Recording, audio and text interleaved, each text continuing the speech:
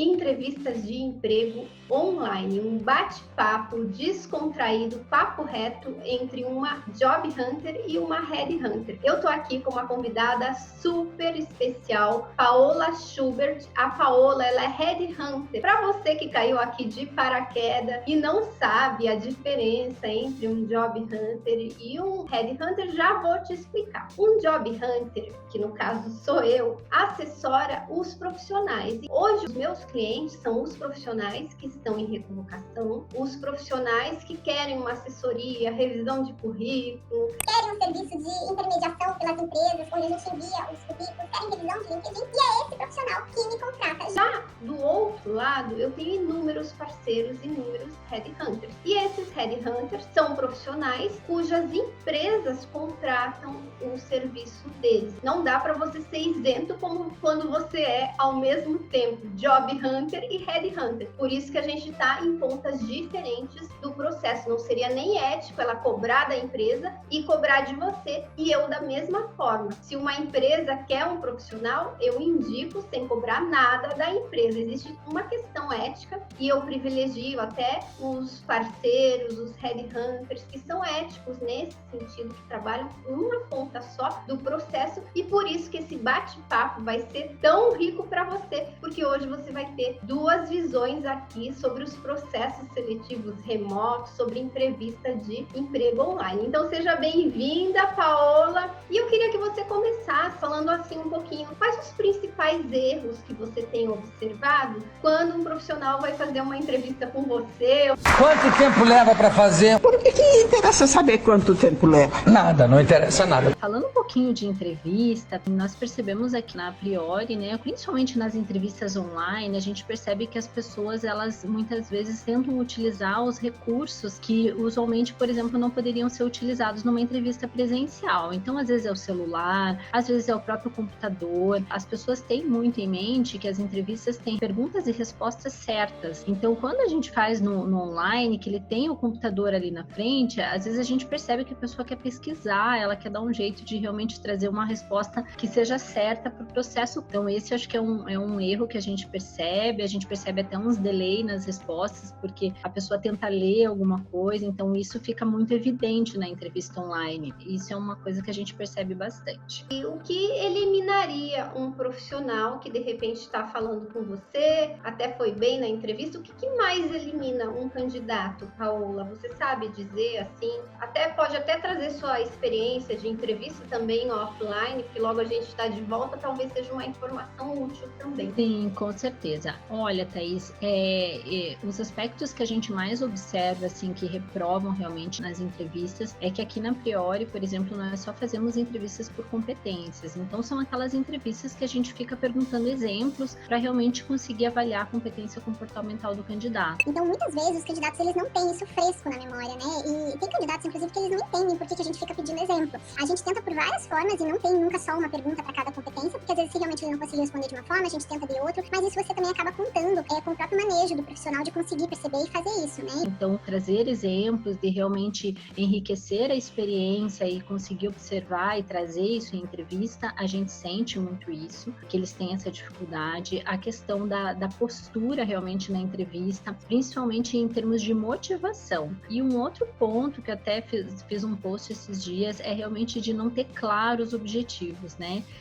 Nós, graças a Deus, atendemos grandes clientes com um público bem variado aqui na Priori, e a gente percebe que, independente do perfil da vaga, tá? Então, a gente não está nem falando de grau de instrução, de tempo de experiência. Os profissionais, muitas vezes, eles não têm muito claros os objetivos, por que ele aplicou para aquela vaga. Às vezes vai para um processo, é falado tudo sobre a vaga, sobre a empresa, muitas vezes ele não grava aquilo. Então, chega na entrevista com um gestor, com o próprio RH das empresas, até pelo nervosismo acaba se atrapalhando um pouco, não sabe muito porque realmente foi parar ali, o que realmente está motivando ele a aplicar para aquela posição. Então, essa falta de objetivos claros e que realmente por que eu quero aquela vaga, isso também eu acho que são 3 pontos chaves assim que a gente percebe que reprova muitos profissionais. Perfeito, é muito interessante esse ponto, porque veja, a Paola está falando de profissionais que já passaram por uma primeira entrevista entrevista e que já foram encaminhados lá para a empresa. E de repente chega da empresa, parece que está até confundindo as vagas, né, Paola? Não sabe por que está lá, ou às vezes tá até um bola fora. Eu sempre oriento os meus clientes de recolocação a fazerem prints das vagas. Então, às vezes a vaga saiu da internet. Você foi chamado um mês depois para fazer a entrevista. Claro que você vai dar mais ênfase para o que é pedido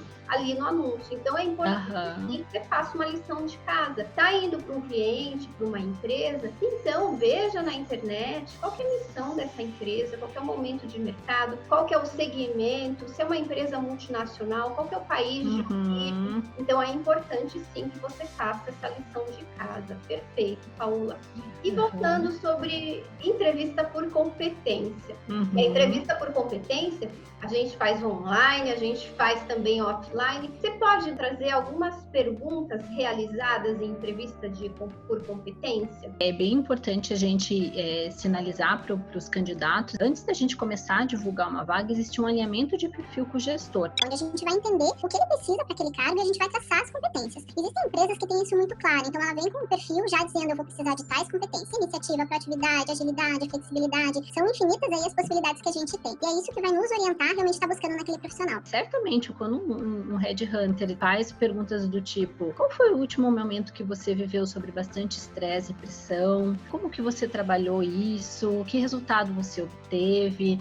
Então, a gente já está querendo sondar a realidade realmente que aquela pessoa vivenciava, como era aquele contexto e como ela reagia. A questão de metas e resultados, qual foi a meta mais ousada que lhe passaram? Qual foi sua estratégia para você realmente atingir aquela meta? E nessa pergunta, por exemplo, a gente consegue ver, inclusive, qual foi a postura da pessoa diante de um desafio. Tem a questão de flexibilidade, né? Vejo que muitas pessoas dizem eu sou flexível, mas quando a gente pergunta qual foi o último momento que você precisou ter bastante flexibilidade para resolver um problema, as pessoas travam bastante nesse tipo de pergunta, muitas vezes não conseguem trazer. Então, acho que essas são algumas, né? Tem várias. E falando sobre entrevistas online, quais seriam as principais dicas para a pessoa, para o profissional performar bem nas entrevistas à distância? O que você traz mais importante nesse sentido? Eu percebo muitas pessoas que sentem realmente, fui prejudicado porque a entrevista era online, não era presencial. Claro que eu puxo muito também a responsabilidade, seja aqui na minha equipe, acredito que o recrutador ele tem que dar um approach legal para o candidato para que ele se sinta seguro de que ele não vai ser prejudicado porque ele está no online, então eu vejo que tem essa responsabilidade. Por outro lado, a gente precisa quebrar algumas barreiras de que no presencial é diferente. Né? No online não, no online as mesmas perguntas que você vai fazer no presencial, o recrutador tem que fazer no online. Não adianta a gente ficar elucubrando, achando que não vai ser diferente, não vai ser mais rápido porque não é online, não vai ter menos perguntas porque é no online. Então, primeiro de tudo, quebrar essa barreira de achar que pode ser prejudicado porque não foi presencial. Depois, realmente ficar atento, se você tem um e-mail ligado, se você tem um Skype, um Zoom, WhatsApp, se desconectar de tudo isso, porque certamente se você está numa linha de raciocínio e toca teu celular, você é interrompido, você pode ser prejudicado, encarar da mesma forma que fosse no presencial, buscar um ambiente mais silencioso, testar esses recursos, perguntar para o recrutador qual vai ser o programa utilizado para você testar com antecedência. Eu acho que esses são os principais pontos realmente para você sair com aquela sensação de que dei o meu melhor, assim como se fosse numa entrevista presencial. Perfeito, Paola. Queria agradecer aí, são dicas excelentes, muito relevantes de quem está na ponta, entrevistando profissionais, encaminhando para as empresas. Vou deixar aqui o link da empresa da Paola para você também cadastrar o seu currículo. Espero que esse vídeo tenha te ajudado e se você puder, compartilhe esse conteúdo, marca alguém aqui que precisa ouvir isso. Se você tem um amigo, um parente que está procurando emprego, encaminha esse material, porque você está falando aqui com duas profissionais que entendem, que vivem isso, que falam de vagas, de trabalho o dia todo e a gente precisa levar essa informação para cada vez um público maior. Gratidão pela sua presença, gratidão, Paola. Muito obrigada pela oportunidade e espero realmente ter contribuído aí para a melhor performance dos candidatos nas entrevistas. E tchau, tchau. Tchau, tchau. Obrigada.